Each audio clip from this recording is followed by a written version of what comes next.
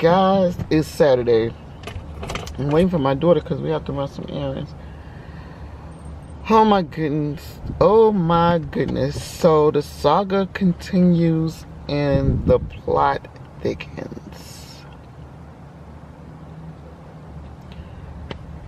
Oh goodness. Okay, so what I'm talking about is there was a vlog I put up saying she really wants to fight, and it was in regards to my daughter's car being vandalized.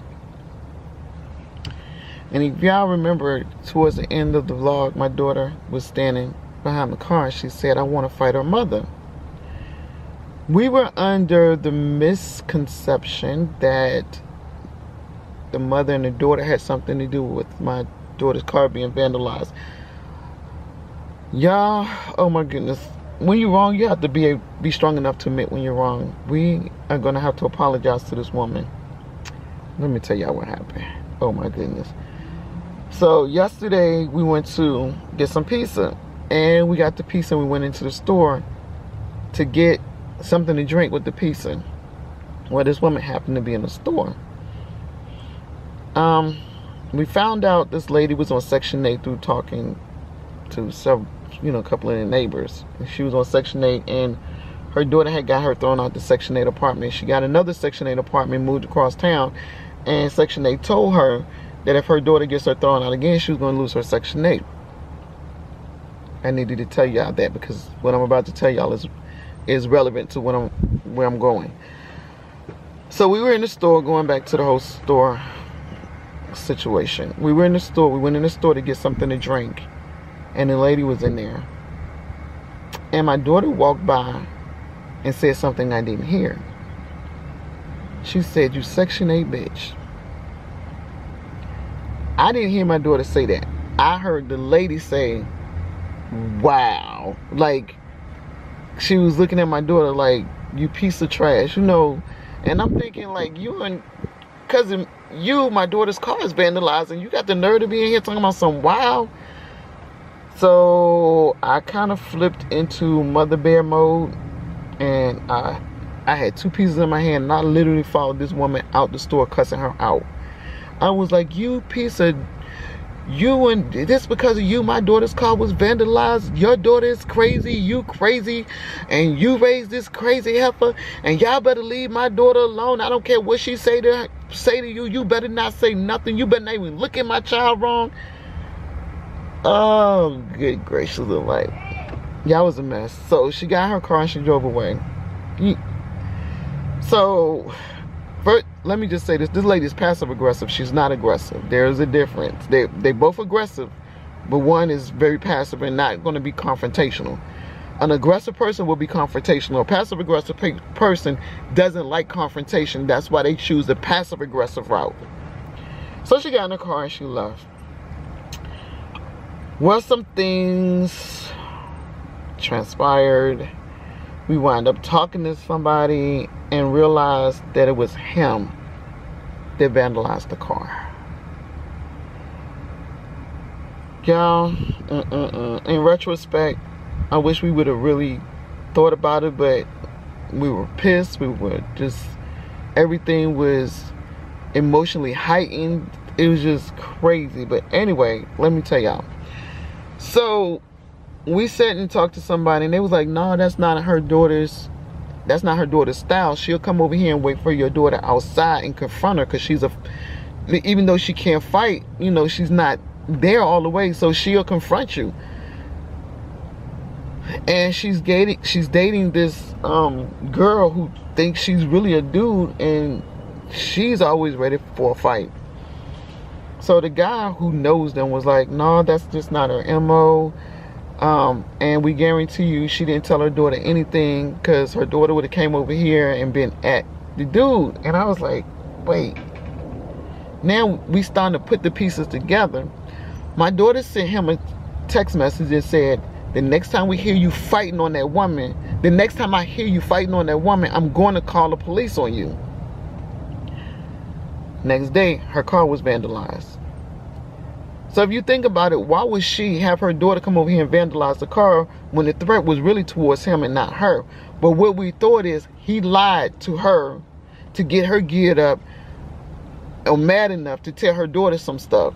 But what it is he got mad and he came out here and vandalized that car. We did look at the security camera and we did see somebody standing across, but it looks like the person was maybe trying to figure out what was going on. We never saw somebody come in or out of the parking lot. So we did, there's security cameras on the building over there, and we did go view them, but we never saw somebody come in and out, which means that whoever did it was already in here. Also, that's two situations that connect him. Also, when he showed me the car, the day it was vandalized, and he sent her the picture, he stated, I didn't want her to think it was me. If you're not guilty, you don't need to give that disclosure. And then I thought about it, 2020 hindsight. I was like, whoa, wait a minute. Why would he say, I just didn't want her to think it was me? For what reason would she have to think that is you? Other than you been hella aggressive telling her that she needed to tell you when she had company, threatening to tow people for no reason, and telling her, are we going to have a problem? This grown man texted my daughter when she came in the house one day wiping her feet because it was raining, saying, are we going to have a problem? Inappropriate, unprofessional. And it's inappropriate for a man to text a woman like that. Anyway, they don't have a relationship, no, on any level. That's the third thing to connect it. The fourth thing we put together, these are pieces of the puzzles. The fourth thing, when the car was vandalized, I said, this is a direct target of her. The car is vandalized, but there is a portable generator that's still in here that's worth a lot of money that can be plugged in, and if you lose power, this generator will hold anything that's plugged into it, would keep electricity to it for at least 10 hours. And then there's 2 brand new tents in here. I tell him that day later, those items are gone out the car. There's 4 factors that's connecting you to the vandalization of that car. 1, the text message. When she said, I'm going to send the police, I'm going to call the police the next time you beat up that girl, day later the car is vandalized. 2, when we go to look at the security camera that's posted on the building that would show us who comes in and out of this parking lot, there's nobody coming in and out the parking lot. 3, when you were the one that discovered the vandalized car, and when you were showing me the car, you said, I don't want her to think it's me. Guilty statement. 4, I tell you that there's things in the car that's worth money that were left in the car for 3 days after the car was vandalized. The day after I told you they were in there, now they're gone. Are those 4 coincidences? Or are those 4 things connecting him? But if you beat on women, that's not beneath you to go break a woman's window. You know you can't go up there because her dad is not going to have it. I'm not going to have it. You can't intimidate her. So what you do, because you can't intimidate her, you go destroy her property. Yeah, one day I was sitting in the car, I don't know, I was talking about something, and he looked like he was coming over to the car, and I did like this. Like, what you want? So he kind of made a U-turn and went into the gate. Actually, I had a footage, I put it here. That's them in the car. He's getting out now. That's the maintenance guy getting out now. Quanah, call him Papa Smurf.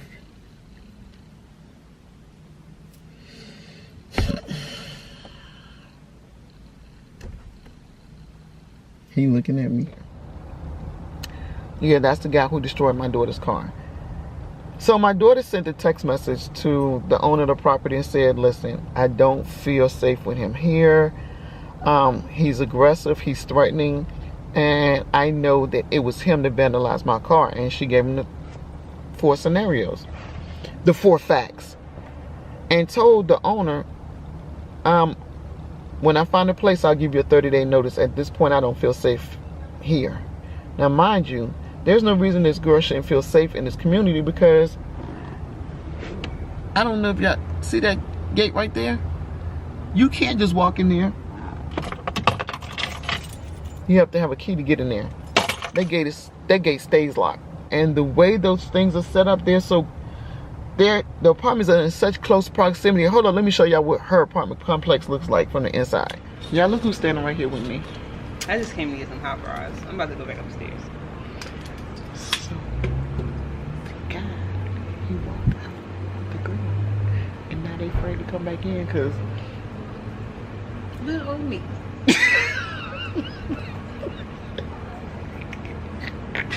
See, this is what happens when people say, leave me alone, leave me alone, leave me alone, leave me alone. Can you please leave me alone? And then you keep on persisting and not leaving them alone because all they saying is leave me alone. And then when they spaz out,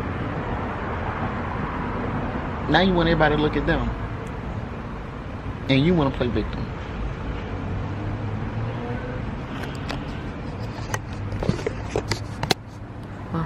Her house right there. He is right there.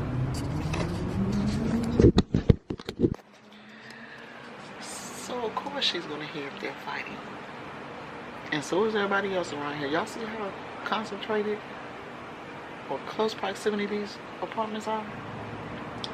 She needs to go back in her house so these people can come back in. Alright, I'm back.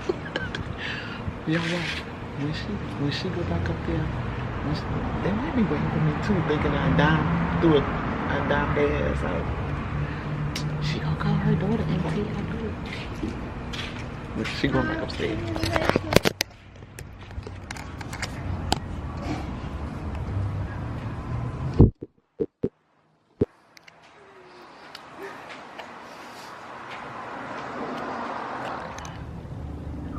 So you see, like if somebody's breaking into somebody's house, the doors are so close together, the next door person is going to hear it, or the downstairs neighbor is going to hear it.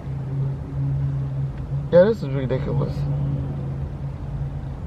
You go into an area where you think is secure and you're locked in with the darn person. You locked in with the predator. Yeah, so the saga continues. So now we're in hunt mode because I'm looking for me a place. Oh! So I had another interview. I've been interviewing really regularly. I had another interview yesterday. Today's Saturday. I had an interview yesterday, and it went really well. The phone interview. They're looking with somebody with my specialized skills who's been in the medical field. I worked at the hospital for 4.5 years, and then when I was in Charlotte, I worked at a call center that was, my reps were pharmacy technical support. So if a pharmacist couldn't get their prescription to go through, they would call my reps, who would give them a code, or who called the insurance company or the doctors to find out why the prescription wasn't, the pharmacist wasn't able to fill a prescription. Anyway, I'm waiting for my daughter, and we'll talk to y'all in a minute. This place and that Section 8 bitch. So one of the neighbors just came out, and I had already told you guys what was going on with the guy, and I showed y'all. Yeah, I did. I walked around the car. So evidently, he's lying to the owner. From what we gathered, he's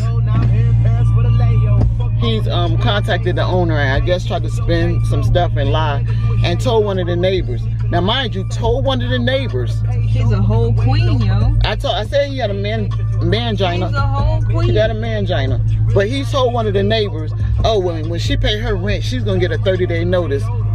Sweetie, that's you can't take my money and then put me out. So, and I'm not behind on my rent. My rent is in my purse right now. But he lies, y'all. He lies. He's an alcoholic. He's a woman beater. This is ridiculous. Let that girl get past. This is honestly ridiculous. And my daughter is not the only female that's had a problem with this guy.